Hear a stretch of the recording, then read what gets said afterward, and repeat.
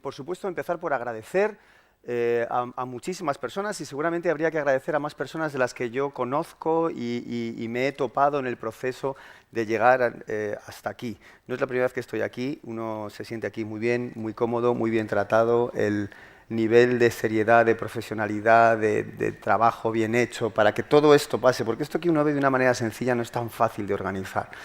Da la medida de la calidad de la institución y de los profesionales que forman parte de ella.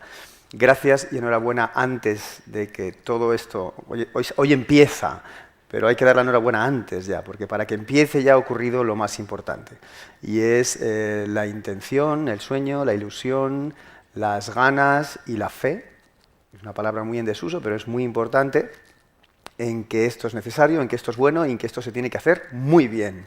Entonces, pues gracias a todas las personas, desde los que están arriba hasta los que están abajo. Gracias a todos los asistentes por interesarse por una charla que mi recién conocida Julia me ha dicho, oye, es que estaba sentado al lado de esta señora encantadora que se llama Julia y ella no sabía que yo era el ponente porque debe ser que han puesto en el programa una foto mía de hace 20 años donde yo tenía más pelo y era diferente. Y entonces Julia, muy simpática, venía dudosa y decía, es que han puesto un título en la charla que no sé yo. Y entonces, pues, claro, ha sido una lección de humildad, decir, pues es verdad, porque esto de poner títulos osados, pues no siempre sale bien. Gracias, Julia, por la... Pero lo voy a justificar, pese a todo. Después de todo, nada es un verso de... Ya saben ustedes... si yo reivindico algo, y reivindico muchas cosas, porque soy muy pesado, muy obsesivo y muy insistente, si reivindico algo necesario, ya no solo en la educación, sino en todo el orden de existencia en el 2019, es recuperar un tipo de lenguaje que creo que necesitamos salvar con urgencia, que está en crisis, que es un lenguaje metafórico, simbólico, mitológico, y en el fondo poético. La recuperación de la poesía no es simplemente una pedantería cultural. La recuperación de la poesía lleva consigo la recuperación de la mitad de nuestra capacidad de pensamiento. Somos racionales hasta donde tenemos que serlo. Los límites de la razón son claras, ¿no? Yo siempre recuerdo en el monasterio del Escorial, en el que yo he estado muchos años trabajando y estudiando, en uno de los frescos de la biblioteca aparece una imagen de Santa Mónica a los pies de San Agustín, que están debatiendo con San Ambrosio sobre conflictos de fe, y la buena de Santa Mónica, madre de San Agustín, parece que en la cartela pone, está rezando y la cartela pone lo que dice, y le dice, de la lógica de Agustín libéranos, Señor. La lógica y la razón tienen un límite. Hay ciertas cosas que empiezan a aprenderse más allá de la razón. La razón ha estado extraordinariamente sacralizada. La razón, hija de la Ilustración, ha dado el mundo en el que vivimos, un mundo en el que el pensamiento lógico, científico, analítico, con aplicaciones tecnológicas, pues ha monopolizado un poco la visión del ser humano sobre sí mismo. Pero algo se ha quedado por el camino. Hay otra manera de alcanzar el conocimiento, que no es lógica, sino que es analógica, que funciona por comparaciones, que funciona con metáforas, que funciona con un pensamiento simbólico. Yo me he dedicado toda la vida a la geometría simbólica y no me queda de otra. Es decir, hay que rescatar esa otra manera de pensar y el pensamiento simbólico y mitológico, que es el necesario para cualquier ambición en el campo, desde luego espiritual, sin lugar a dudas, lo es también para el campo poético. Tenemos que rescatar el lenguaje poético. Y por eso yo me exijo a mí mismo en todo tipo de charlas y conferencias empezar con la poesía de un gran maestro. Y la charla, después de todo ha sido nada, es culpable, pues un señor muy querido, el grandísimo maestro José Hierro, que escribió, después de todo ha sido nada, a pesar de que un día fue todo. Después de nada o después de todo, supe que todo no era más que nada. Grito, todo, y el eco dice, nada. Grito, nada, y el eco dice, todo. Ahora sé que la nada lo era todo, y todo era ceniza de la nada. No queda nada de lo que fue nada. Era ilusión lo que creía todo y que en definitiva era nada. ¿Qué más da que la nada fuera nada si más nada será? Después de todo, después de tanto, todo para nada. Es un juego de palabras terrible. Seguramente es una de las poesías menos significativas de Pepe Hierro, pues ya sabéis que Pepe Hierro es aquel que nos regala esos versos con una convicción y un vitalismo radical, ¿no? Aquel que ha sentido una vez en sus manos temblar la alegría no podrá morir nunca, por ejemplo, ¿no? Yo quisiera que tú me entendieras a mí sin palabras, como entiendo yo al mar o a la brisa enredada en un álamo verde. Ese es Pepe Hierro. De repente tiene un momento de... Pero todo lo que estamos haciendo y de repente para nada.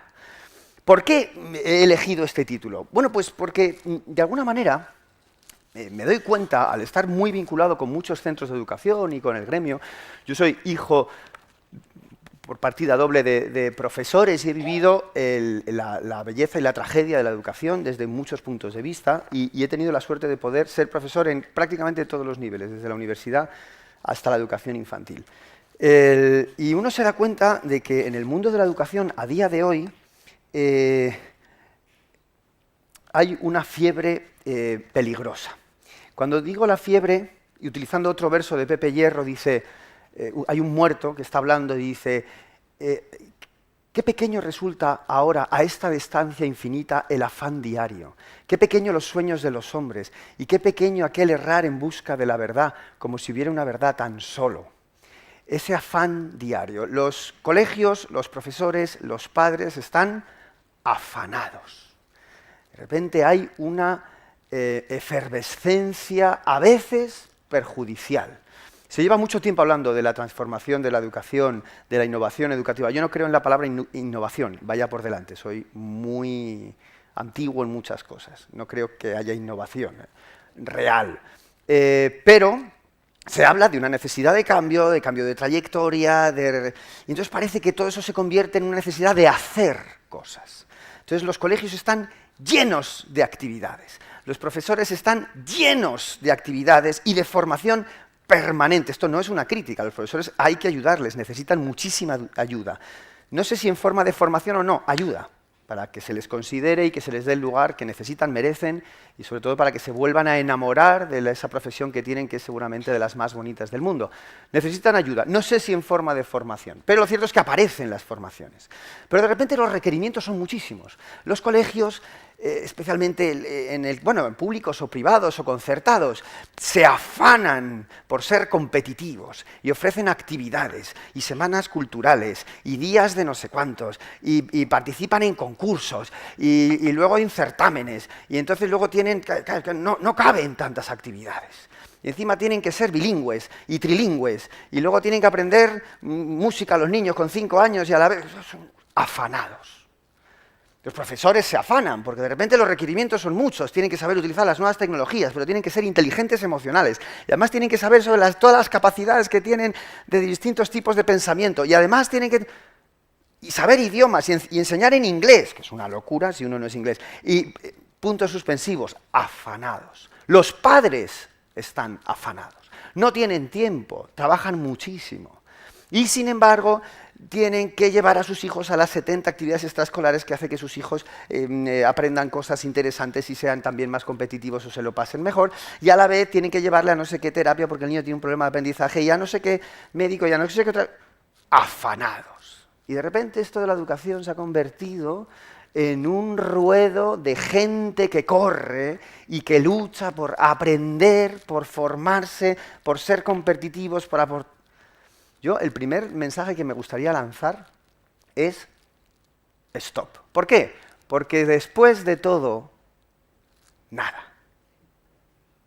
Porque la mayoría de todas estas cosas acaban en nada. Porque seguramente el foco no está en las 200 cosas, en los 200 afanes que estamos proyectando sobre toda la comunidad educativa. Yo no soy muy amigo de fórmulas, porque hoy vengo a hablar aquí de creatividad, y la creatividad no tiene fórmula. Ese es el drama y la belleza del proceso creativo. Yo defiendo que, evidentemente, enseñar, el arte de la transmisión de un conocimiento es un arte. Es un arte y el profesor se tiene que considerar como un artista. Es un artista de la transmisión y de muchas más cosas. Y por lo tanto, el proceso creativo es inexcusable para el maestro, para el docente, para el profesor. Lo sepa o no, no puede no ser consciente. Pero es permanente. No creo en general en las fórmulas.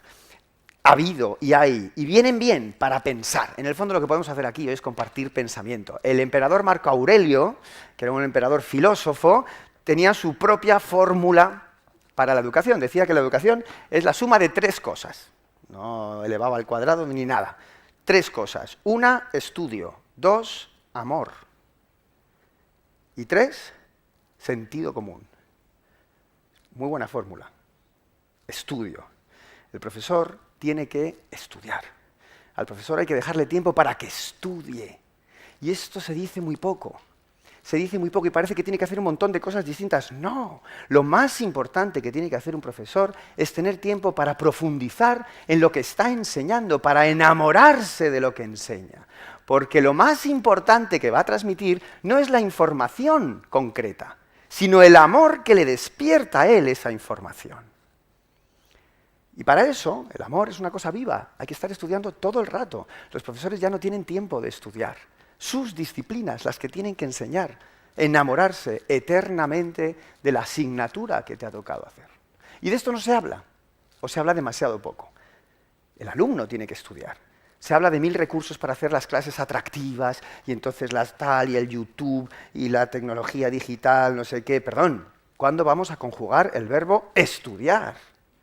Que es inexcusable también.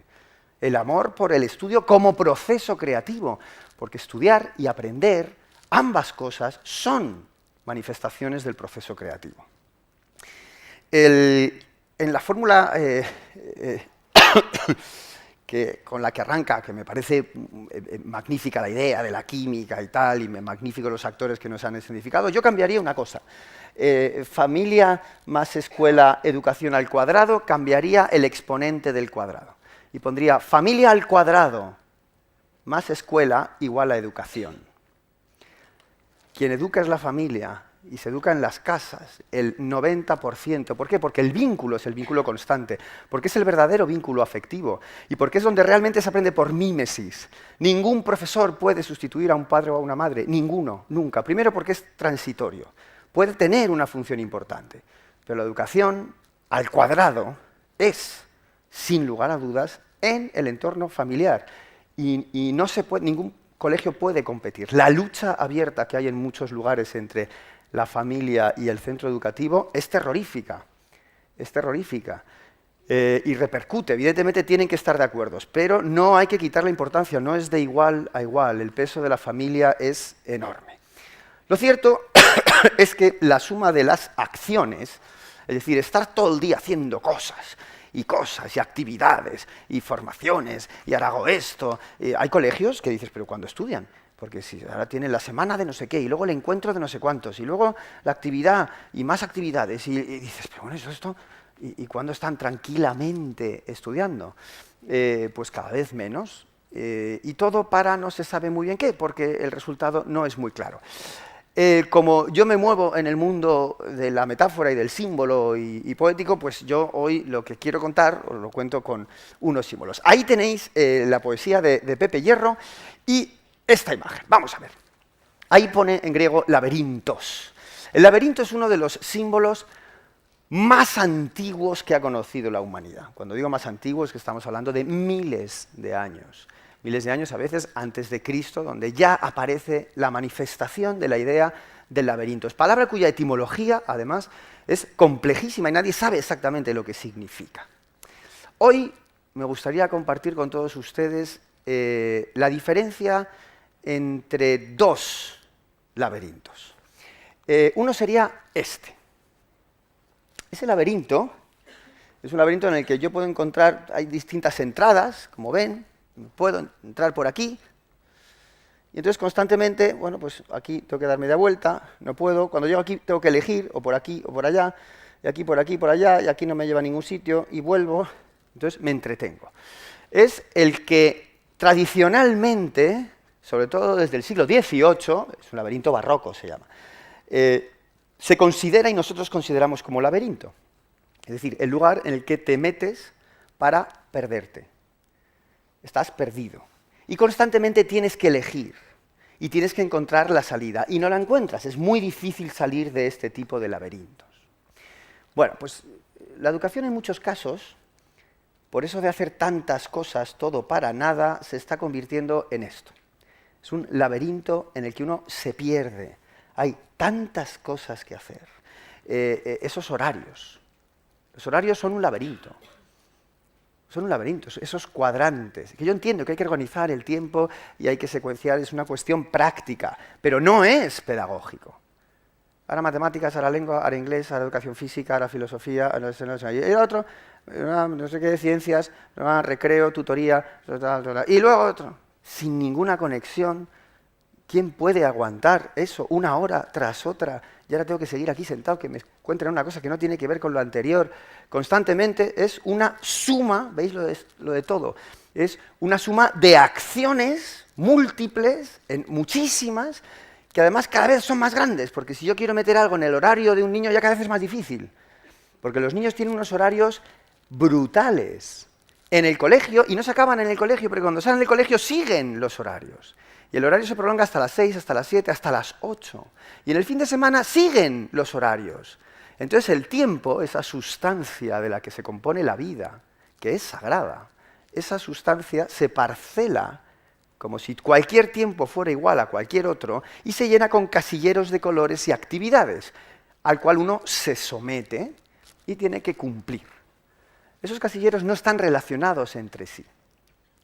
No hay una dialéctica interna, no hay una narrativa, no hay una dirección. Es una suma de acciones. Ese es el laberinto. Sigo de un lado para otro. ¿A dónde llego? A ningún sitio. ¿Cómo estoy? Perdido. Perdido. Estoy cargado de actividad, estoy agotado. Nunca he visto a los niños más agotados.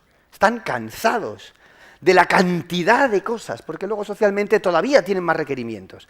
Y tienen que quedar, y tienen que ir a la fiesta, y luego tienen que ir al cumpleaños, y luego tienen que... Y encima estar comunicados todo el rato son requerimientos, requerimientos, requerimientos, es estar dentro del gran laberinto. Esto, simbólicamente, es lo que los que nos dedicamos a la simbología se llama el falso laberinto. Un laberinto en verdad no es esto.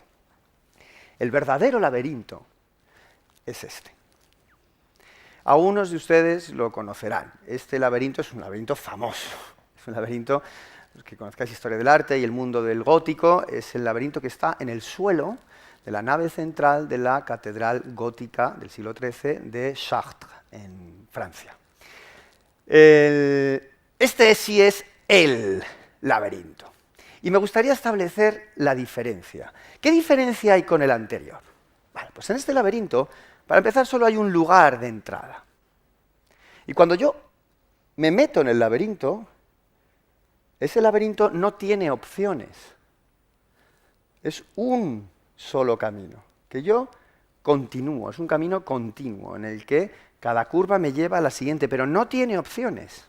Ese laberinto va a un lugar. Es un laberinto difícil geométricamente, los que nos dedicamos al diseño de la arquitectura sagrada y todo esto, dificilísimo y precioso de diseñar. Ese laberinto pasa por todos los lugares, el único camino pasa por todos los lugares y llega al centro. Y una vez que ha llegado al centro, la única manera de salir es desandar lo andado. Con lo cual, el lugar de entrada es el lugar de salida.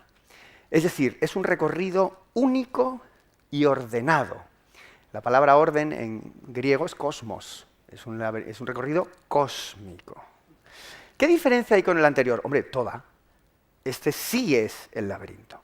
Este es el laberinto simbólico tradicional. Es el laberinto que utilizaron los griegos, es el laberinto que aparece en los petroglifos gallegos, imposibles de datar. Es el laberinto de muchos romanos, es el laberinto que apareció en los templos paleocristianos, es el laberinto simbólico, es el laberinto vinculado con un proceso con connotaciones espirituales, que era un proceso iniciático. Es el laberinto de un camino al centro y de una salida. En el centro del laberinto, en el mito griego, ¿quién estaba? el Minotauro. El Minotauro es símbolo, es ese ser híbrido al cual Teseo tiene que matar, ¿no? Estamos hablando de uno de los grandes mitos, ¿no? El gran mito del camino del héroe, ¿no? El héroe que se introduce, que sigue su recorrido, efectúa la acción heroica y regresa. Cuando regresa ha sufrido una transformación.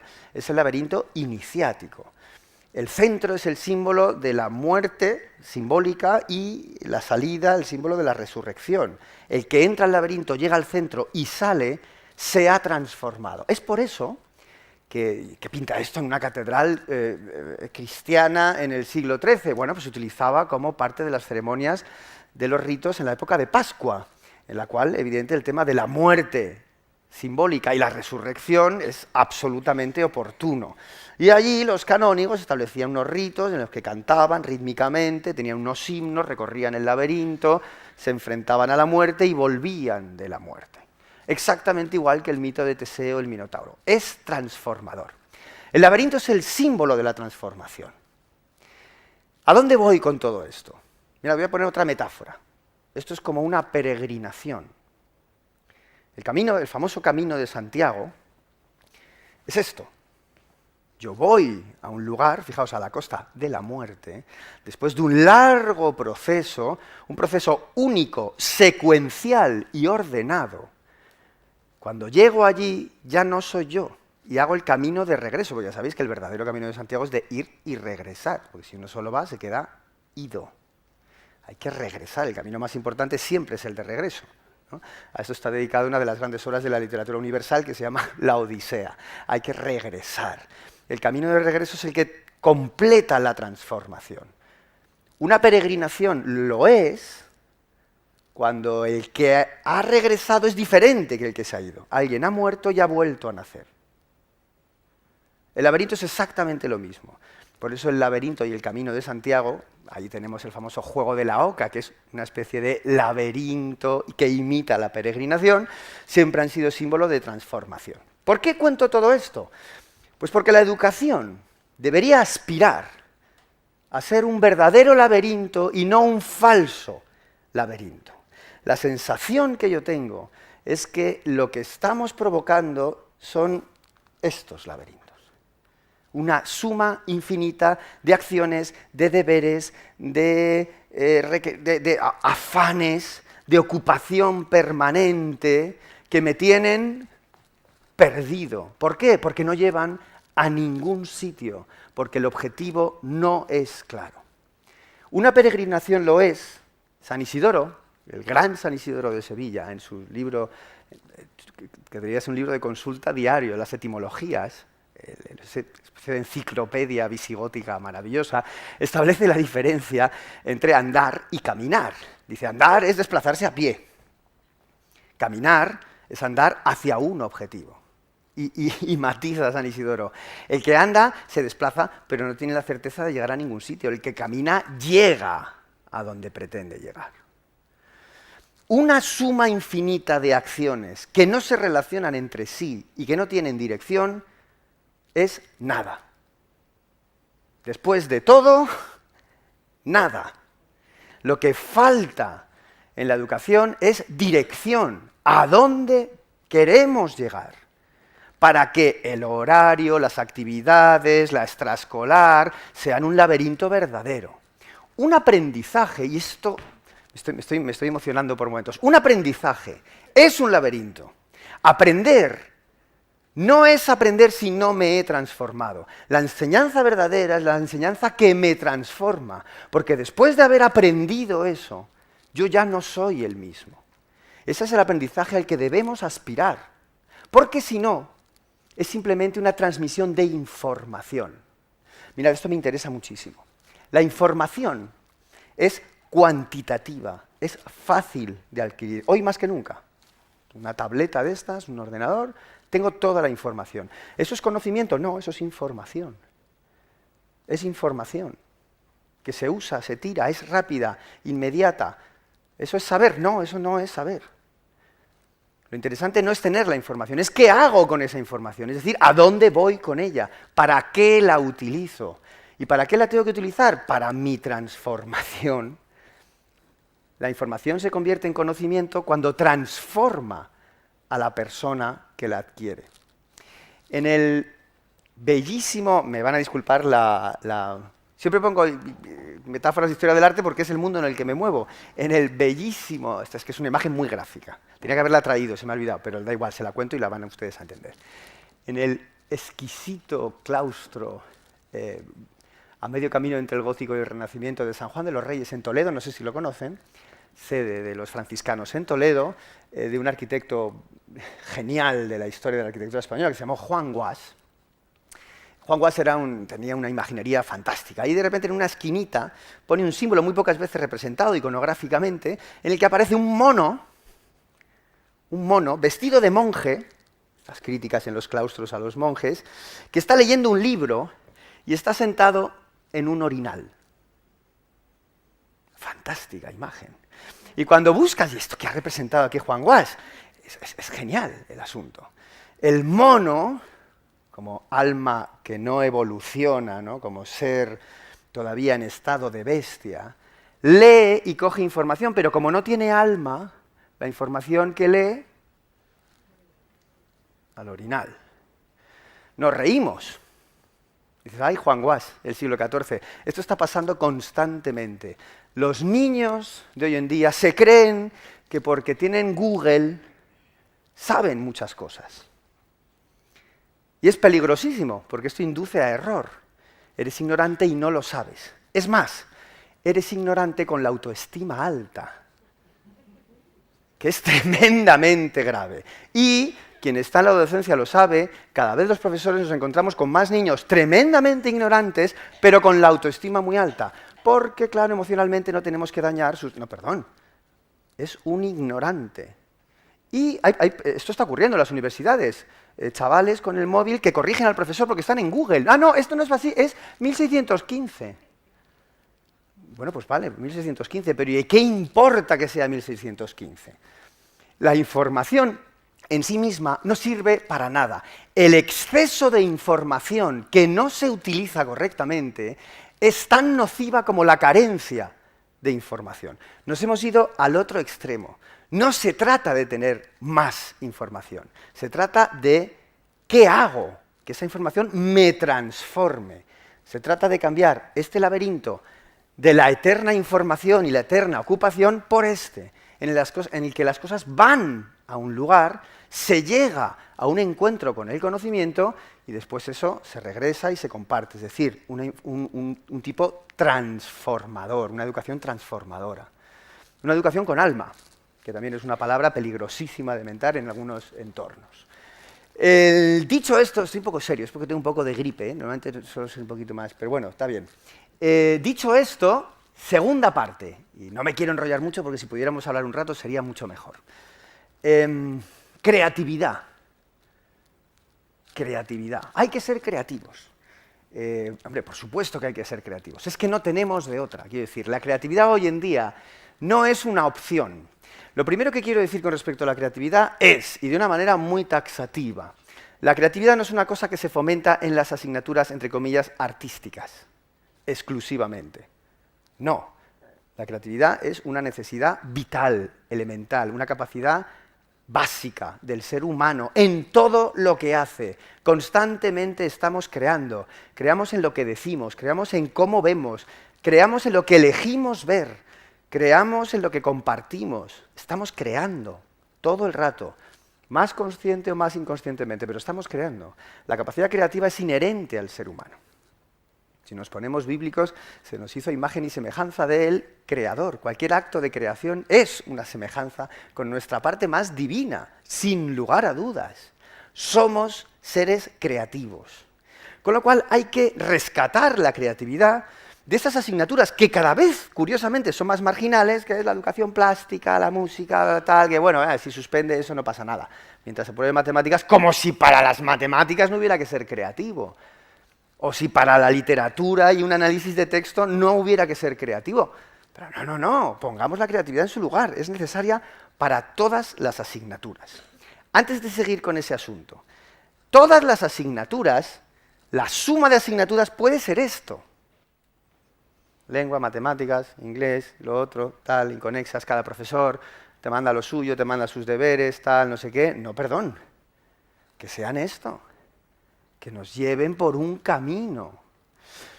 Hay un filósofo coreano muy brillante que se llama Byul-Chul Han, que está sacando unos ensayos bellísimos, en el que habla del peligro de la atomización de absolutamente todo. Cojo el tiempo y lo parto en cachos y lo relleno con actividades, ¿no? Claro, esto es terrible, porque tener muchas cositas que no se relacionan entre sí es como no tener nada. Es como tener un collar de perlas sin el hilo que las conduce. Se está perdiendo la capacidad de que las cosas tengan relación, lo que relaciona las cosas y las actividades. Las asignaturas tendrían que tener una asignatura al margen, no evaluable, que sea la que relaciona todas. Yo siempre defiendo una cosa que muchos profesores echan las manos a la cabeza, vosotros si queréis también, pero bueno, yo vengo aquí a decir lo que creo, no lo que no creo. Exigimos a los niños, un niño de segundo de la ESO, que se sepan todas esas asignaturas, pero el profesor solo sabe de su asignatura. Eso es una tragedia.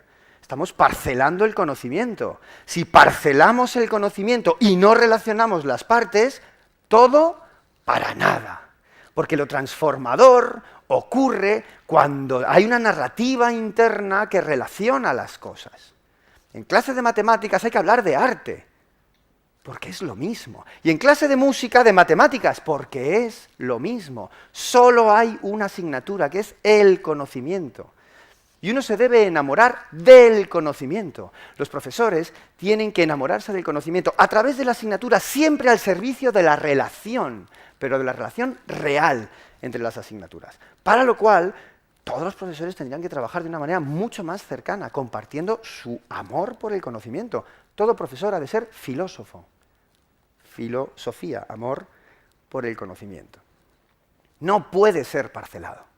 Porque entonces, cada loco con su tema, somos un mosaico de informaciones, de deberes, y se pierde la capacidad, la narrativa interna, que es la transformadora. Si las cosas no tienen un recorrido, si no hay...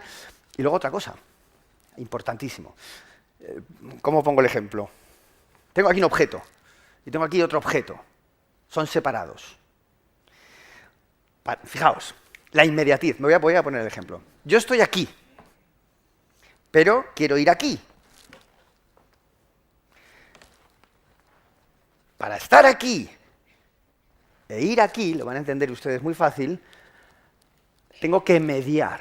Es decir, no puedo hacer así y ya estoy ahí. Tengo que dar la vuelta, girar, ver dónde está, coger equilibrio. Hay un proceso. Y entonces, cambio. La naturaleza en la que vivimos tiene esta ley, la ley de la mediación. Pues bien, la posmodernidad ha sacralizado lo opuesto, es decir, lo que se llama lo inmediato. Eso es una tragedia. La inmediatez es una tragedia para la educación. ¿Por qué? Porque nos enseña la ley más elemental, es que para pasar de un estado a otro hay algo en medio. Hay un proceso transformador que hace que esto y esto se relacionen. Y entonces aparece un significado. La clave de recuperar la poesía en la educación, ¿qué es lo sagrado? La educación es algo sacro. Y lo es, lo digo, el arte es algo sacro. Nace en el mundo sagrado y no se puede desentender de él, lo sepa o no. Lo sacro es aquello que adquiere un significado extraordinario. Un lugar se hace sagrado cuando lo que ocurre allí está lleno de connotaciones, generalmente a través de símbolos, pero en el fondo son significados que me llevan a interpretaciones de la realidad distintas, más elevadas, superiores. El tiempo es sagrado cuando de repente yo en estos minutos voy a hacer algo especial, en el que todo lo que ocurre ahí adquiere un significado superior. Significa más, hay una narrativa más interesante que me lleva a pensar, a sentir, a trascender.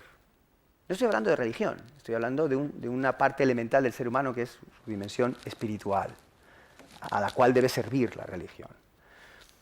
la sacralización, todo adquiere un significado. Pero para que haya un significado tiene que haber una mediación entre las distintas realidades. Entonces, ahora bajo de plano.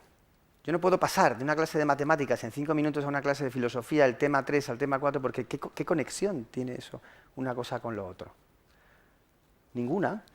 Estamos una vez más jugando a fragmentos de información que es recibida. Un alumno no es una unidad de memoria USB que hay que rellenar. La memoria es un arte también. Y aquí rompo una lanza por el bendito arte de la memoria tan terriblemente denostado por las innovaciones pedagógicas. Perdón, hay que aprenderse cosas de memoria, es buenísimo. Y si son poesías, muchísimo mejor. Porque yo no soy una unidad de memoria. Lo que yo memorizo lo integro y lo llevo conmigo. Y está actuando, las palabras que he memorizado están actuando en mí, las estoy confrontando, las estoy relacionando para adquirir eternamente nuevos significados. La poesía que uno se aprende de memoria se va transformando dentro de... te va acompañando a lo largo de la vida.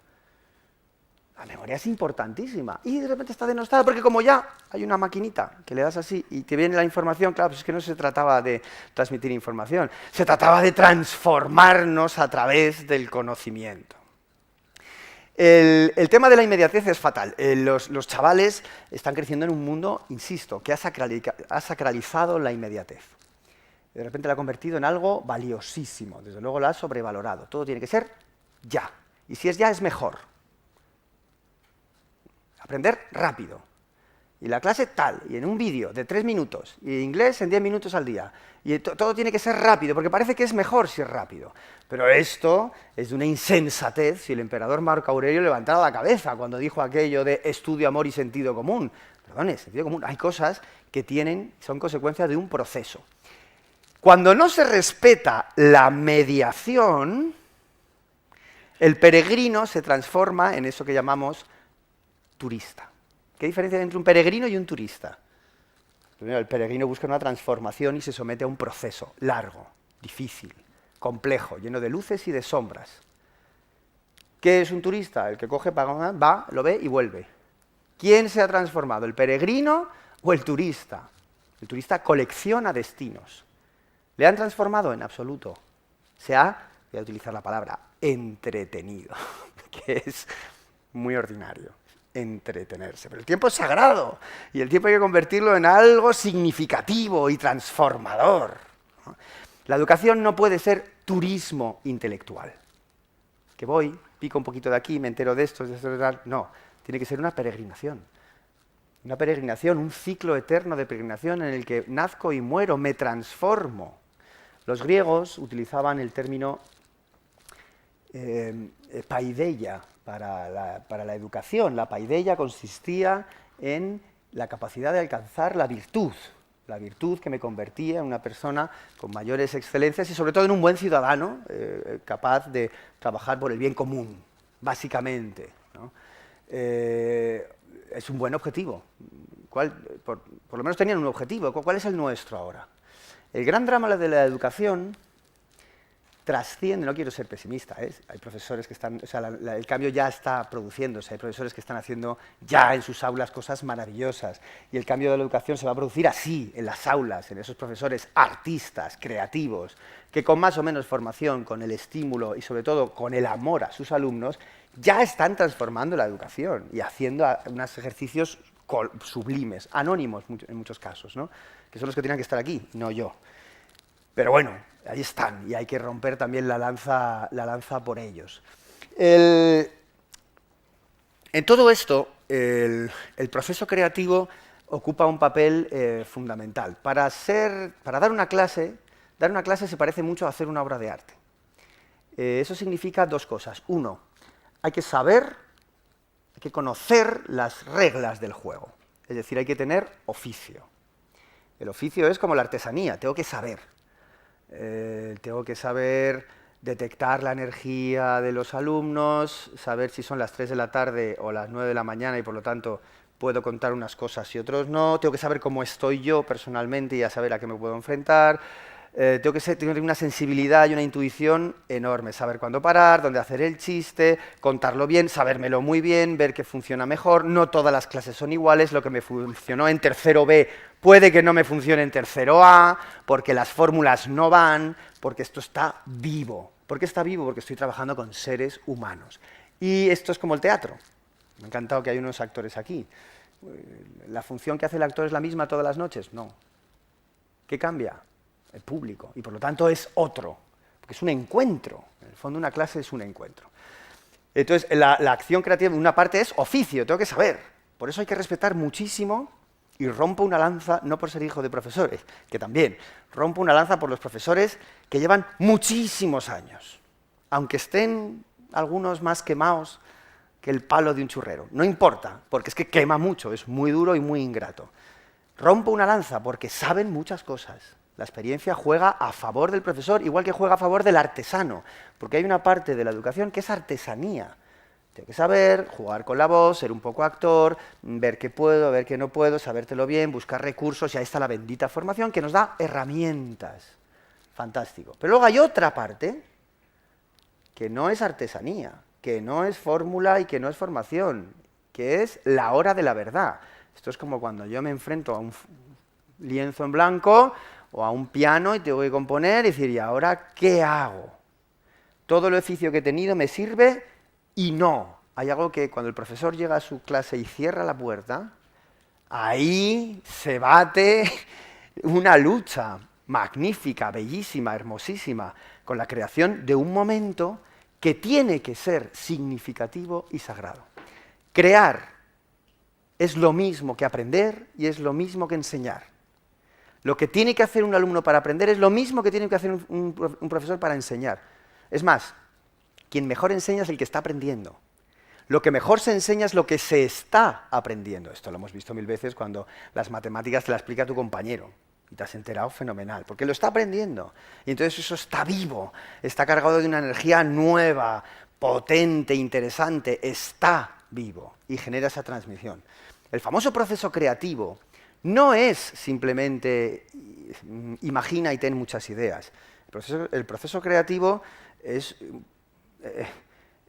hay una proyección individual, nadie lo hace exactamente igual, no tiene unas leyes fijas, y uno se tiene que acostumbrar, ¿no?, a estar en ese punto del abismo en el que lo que sé me vale, pero hay algo que no sé y lo tengo que resolver en ese momento.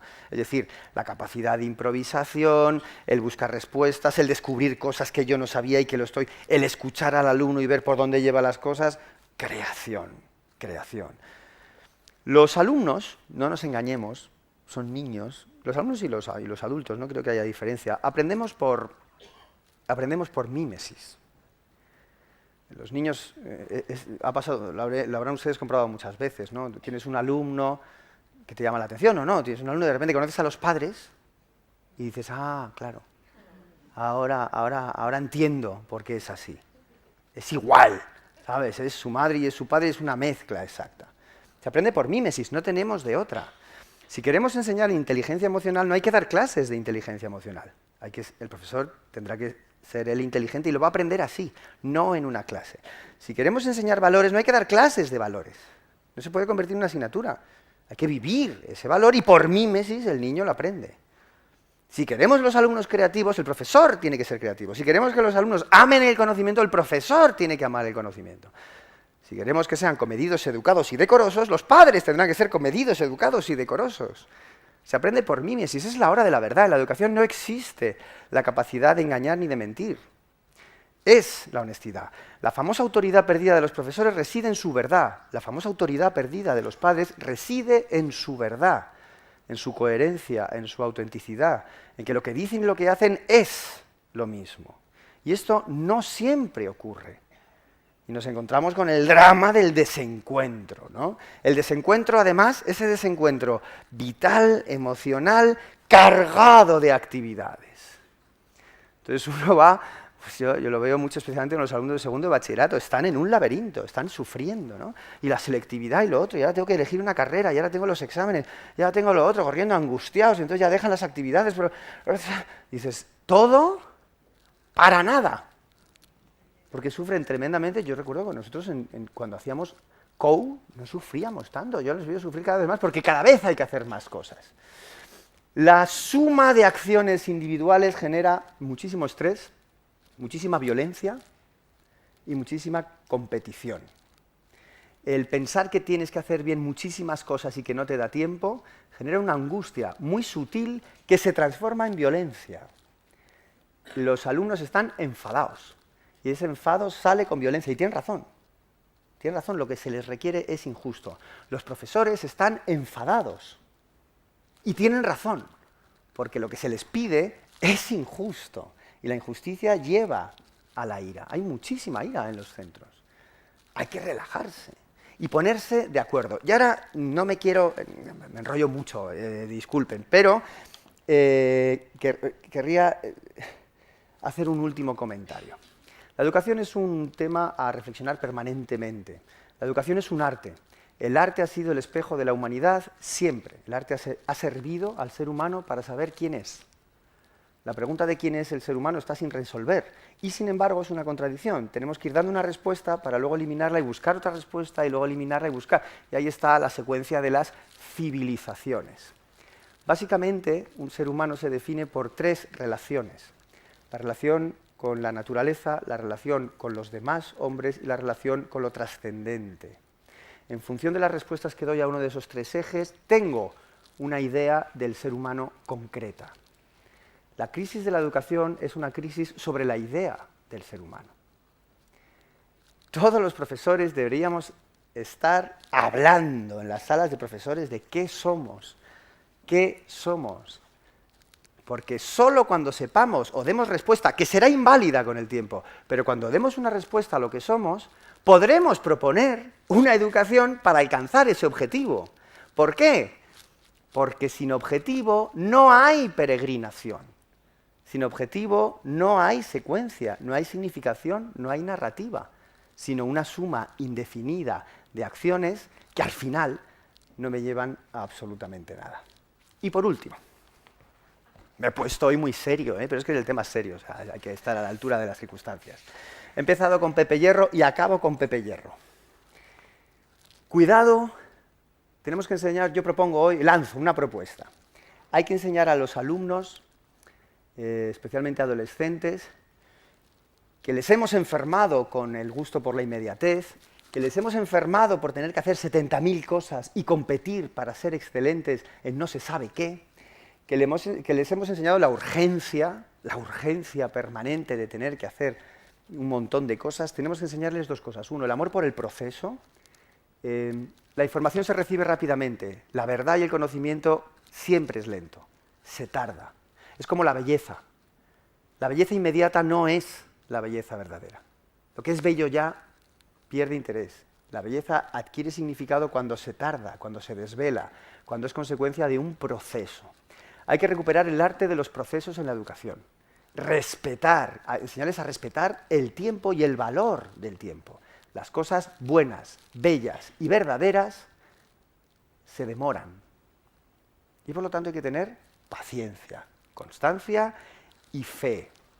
Hay que aprender a renunciar y hay que aprender también a que las cosas cuesten. La inmediatez ha hecho, ¿veis? La enfermedad del siglo XXI es este simbolito. I like, me gusta. Una cosa y enseguida, me gusta. Pasa algo y enseguida hay una mesa de debate de personas que dicen si les gusta o no les gusta. Todo se opina todo el rato, ¿no? Es una opinión permanente, que es una opinión siempre intrascendente, porque al día siguiente ya opinan de otra cosa, ya no importa. Es opinar para nada. Es me gusta para nada, porque ¿qué te gusta? Una cosa que recibes rápido, que juzgas rápido y que ni siquiera has visto porque no te has detenido a saber si te gusta o no, pero el mundo te reclama una opinión inmediatamente. Hay que enseñarles a, no, que te cueste. Ser peregrino, yo le tengo mucho cariño a la ciudad de Zaragoza por muchos motivos, pero cuando yo hubo unos años que estaba obsesionado y no hacía más que hacer caminos de Santiago. Entonces cuando lo hice desde Barcelona, claro, se pasa por aquí. Entonces, hoy he sido feliz bajar del tren, irme a los sitios, de ir viendo la ciudad de Zaragoza, cómo se va acercando poco a poco. Y cuando llegas, pues es lo mismo, que ¿de quién es más la plaza del Obradoiro? ¿Del peregrino que acaba de llegar o del turista japonés que le ha aterrizado allí? ¿De quién es? ¿Para quién es significativa? ¿Quién le encuentra el lado poético, metafórico, trascendente? Pues con el conocimiento es igual. Tenemos que enseñar a que el amor por el conocimiento ocurre cuando el conocimiento es bello y por lo tanto es lento, por lo tanto se demora, a procesos lentos de aprendizaje. Los niños tienen que andar, caminar, sería una herramienta magnífica, y aprender caminando, y hacer procesos que cuesten, y hacer procesos transformadores. Y cuando digo transformación, no quiero ser cursi ni romántico, en el sentido de, oh, sí, la dirección y alcanzo. No, hay un dolor. En todo aprendizaje hay un dolor, hay una renuncia, hay algo que es difícil, hay algo negativo. El que no enfrentemos a los niños a lo negativo, que todo sea positivo, fácil, inmediato y sin pagar ningún precio, les vuelve locos, porque entonces ya no pueden apreciar nada. ¿Qué aprecias? Lo que te ha costado. Es decir, hay que instalar la negatividad, todo tiene que ser fácil, todo inmediato, todo ya, todo me gusta, tal. No, perdona, no me gusta, eso es como un libro. Yo los libros, lo digo muchas veces, los libros que más me gustan, no los entiendo. Y por eso los sigo leyendo. O sea, yo el Timeo de Platón no lo entiendo. Llevo 20 años leyendo el dichoso Timeo y no lo entiendo. Y por eso me gusta. Me gusta y sé que le tengo que dar muchísimo más tiempo, porque la verdad que hay ahí, que sospecho, llegará. O no, pero estoy en camino.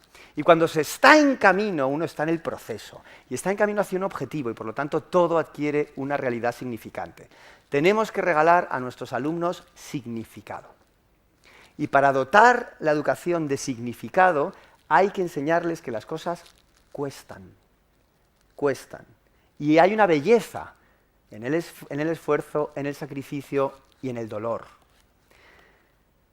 Y por lo tanto, Pepe Hierro, en su poema Alegría, dice: llegué por el dolor a la alegría, supe por el dolor que el alma existe. Por el dolor, allí, en mi reino triste, un misterioso sol amanecía. Era la alegría la mañana fría y el viento loco y cálido que embiste. Alma que verdes primaveras viste, maravillosamente se rompía. Paréntesis, uno no puede morir y nacer, uno puede transformarse sin romper quién es. Tenemos que morir y nacer muchas veces. Así la siento más. Al cielo apunto y me responde cuando le pregunto con dolor tras dolor para mi herida. Y mientras se ilumina mi cabeza, ruego por el que he sido en la tristeza a las divinidades de la vida. La falsa sobreprotección de los alumnos les condena a una perpetua ignorancia.